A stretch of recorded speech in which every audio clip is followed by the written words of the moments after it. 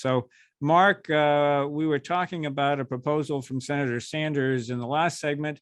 There's another proposal that's been around in one form or another for a couple of years on the House side by Congressman John Larson of Connecticut.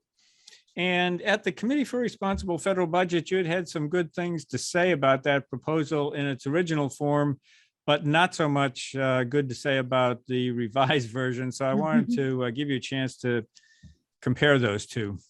Yeah, that's right. Look, while I would prefer a balanced approach to Social Security, Chairman Larson's old plan, Social Security 2100, was a honest, coherent plan that added up that would have made Social Security permanently solvent through a mixture of raising the taxable maximum, raising the payroll tax rate that everybody pays, and putting some of that money to benefit expansion. Unfortunately, the new version is not that at all. It removes half the pay-fors, all the payroll tax rate increases. It adds even more benefit expansions in. But then here's the kicker. So that those benefit expansions don't cost so much, it has all of them expire after 5 years. Right? Think about this. The entire point of this plan is to avoid a cliff in benefits that happens when we're in insolvency. And so it creates a new cliff in benefits after 5 years. Even on paper, they shouldn't call it Social Security 2100, they should call it Social Security 2038 because it only actually gets an extra 13, 14 years of solvency. But if you were to assume those temporary benefit expansions are made permanent, we've actually found that this would make the solvency situation worse. It would actually weaken Social Security's finances. And this is incredibly disappointing because Chairman Larson has been such a strong leader on Social Security solvency up until this point. I feel sorry for the poor staffer that had to draft the first bill and then draft the second bill. It's so demoralizing.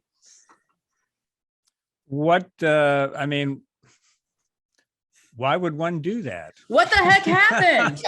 I mean, hello, it's called, we're in the majority now. The big thing that happened here is Chairman Larson's old plan included a very gradual but pretty significant increase in the payroll tax rate for everyone. Now, he went around and he made a very strong case with this. Would you rather pay more in taxes? You know, the cost of a cup of coffee times a million cups of coffee, but whatever, he made a strong pitch.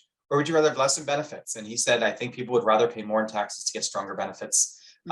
And then he heard about the $400,000 pledge. No new taxes on anyone making less than $400,000 a year, which is a crazy pledge that makes worse an old crazy pledge. No new taxes on anyone making under $250,000 a year, which is just sort of the Democratic version of the Grover pledge, no new taxes on anyone. None of these things are sustainable, but they put you in a tough position. And so Chairman Larson chose to get rid of this payroll tax rate increase.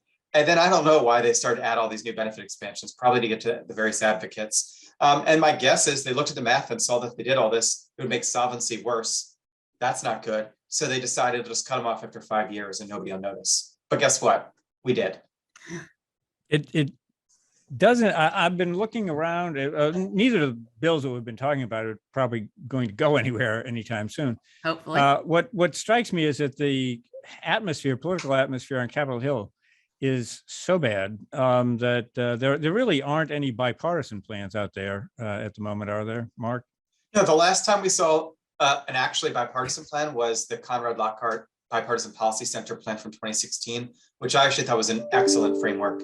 Around the same time, Congressman Reed Ribble had his own bipartisan proposal for Social Security reform, but we haven't seen anything since.